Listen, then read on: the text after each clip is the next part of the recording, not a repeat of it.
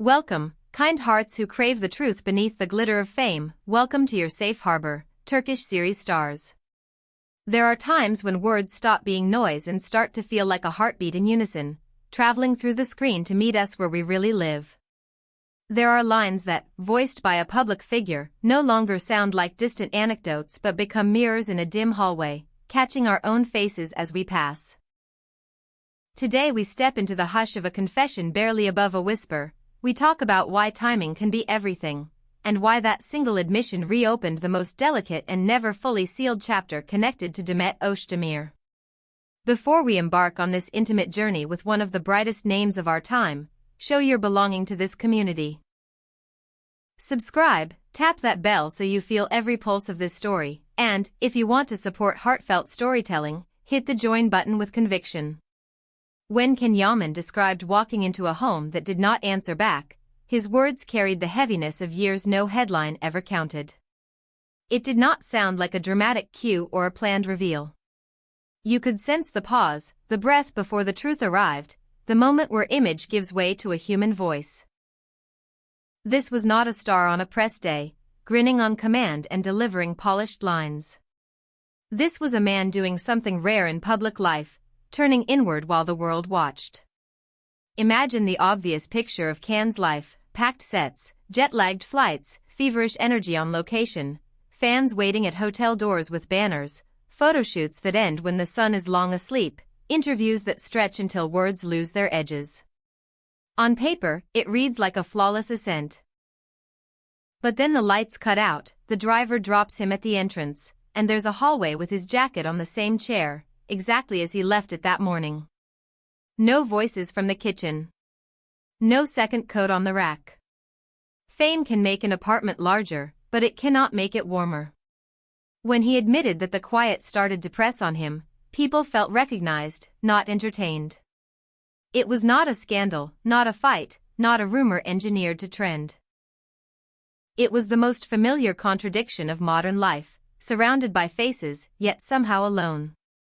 He joked that some mornings he still feels 25, like time can't catch him if he keeps moving, like the next role, the next award, the next city will reset the clock again.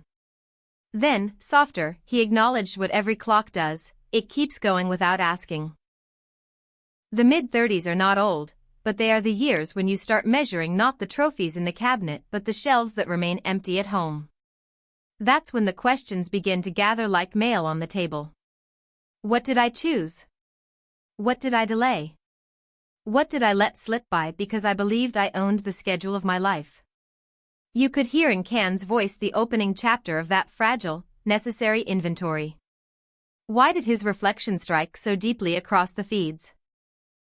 Because it did not sound rehearsed. It did not sound like a strategy, or a tidy arc crafted by a publicist for easy consumption. It sounded like someone remembering a light beneath a door and realizing it has not moved for too long. The tone was not complaint but awakening.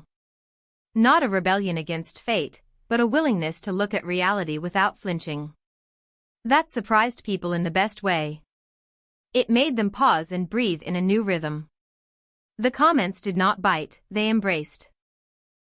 Listeners felt that ache of doing everything right on paper and finding that a piece of the picture still refuses to click into place.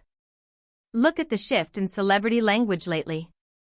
There was a time when statements were armor: smile wider, polish harder, deny every bruise.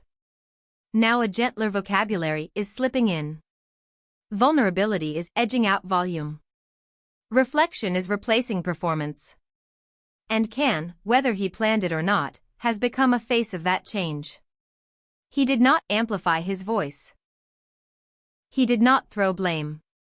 He did not sprinkle glitter on the ache. He told the simple truth of coming back to a space that could carry two lives and carrying it alone. He also hinted at readiness.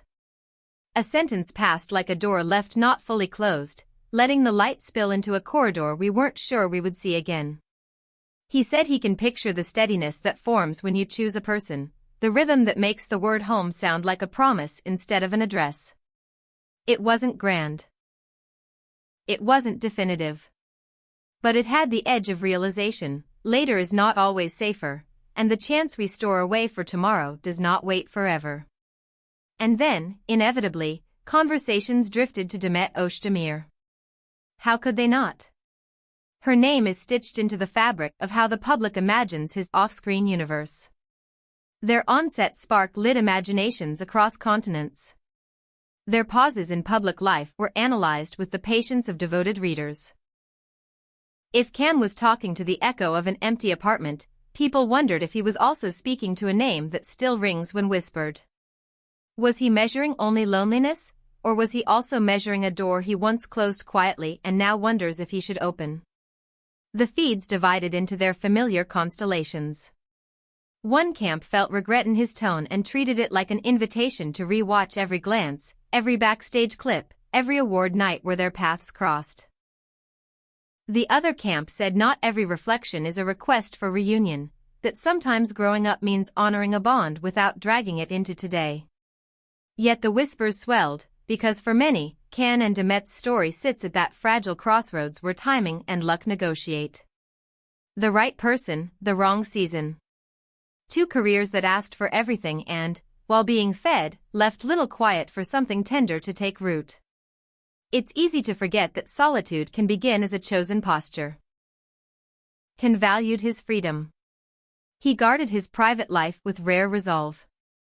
He took the scenic route with roles, trusted craft over noise, and kept a small circle around him. But choices shape us, and sometimes the life we design begins designing us in return in ways we didn't predict. A life built for motion does not always leave space for rituals that create roots. The cost accumulates quietly. A second mug that gathers dust, a sweater that never migrates because no one else moves it, a joke that lands and evaporates because there's no one on the couch to hear it twice. So when he said quiet rooms, he wasn't focused on walls. He was speaking about the absence of being expected. A home is more than a pin on a map. It is the sound of a message that makes your steps quicken. It is a cardigan left on a chair. It is a conversation that lingers past midnight not because of drama, but because neither of you wants to end it. He could have dressed loneliness in grand speeches. Instead, he chose small details, which always bruise more honestly. Another reason his confession echoed? We are rarely invited to hear men name the soft corners of emptiness. Culture still encourages a stance of invulnerability, that neat resilience which refuses to call a bruise by its name until it becomes a scar. Can set that pose aside. He admitted the oddness of feeling incomplete in a life others might envy. That is not weakness. That is a refusal to let polish bury life. The respect that followed showed how hungry audiences are for truth spoken without theatrics. And yes, the age detail matters. The mid-30s deliver a quiet clarity.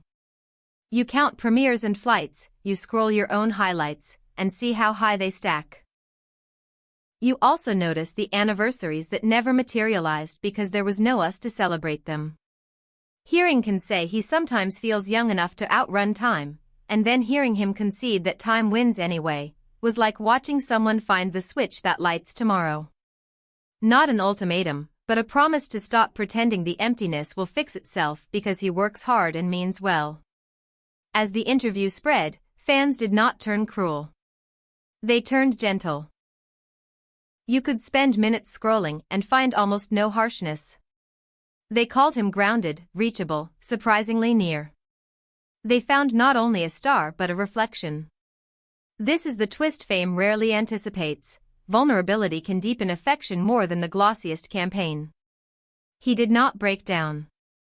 He connected. That difference may guide every step he takes next. The gossip pages had sensed a shift before he ever said it. Fewer party snapshots. Shorter appearances. More notes about evenings at home replacing endless nights out. The confession simply gave language to a change already underway.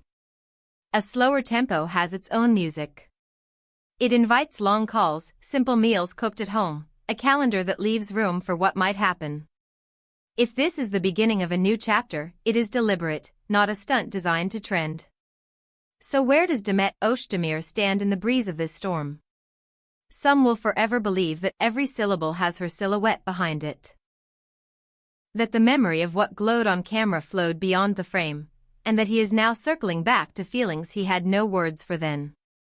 Others will say this is about reckoning, not rekindling, about respecting a bond without dragging it into a narrative that may no longer fit.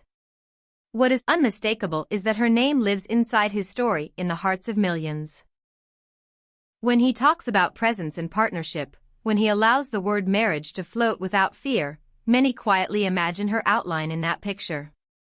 We should say it clearly, a single sentence can carry 1,000 echoes. The image of a key turning just enough to crack a door has been replayed in countless edits since that conversation aired. People borrowed his loneliness to name their own. They tagged friends with thanks rather than jokes. Thank you for saying it. Thank you for making it normal to miss someone I may not have met yet. Maybe none of this asks for a cinematic reunion. Maybe the point is that Can is finally sketching a map that includes both ambition and companionship, and he no longer pretends one must erase the other. Maybe recognizing stillness is how rhythm begins.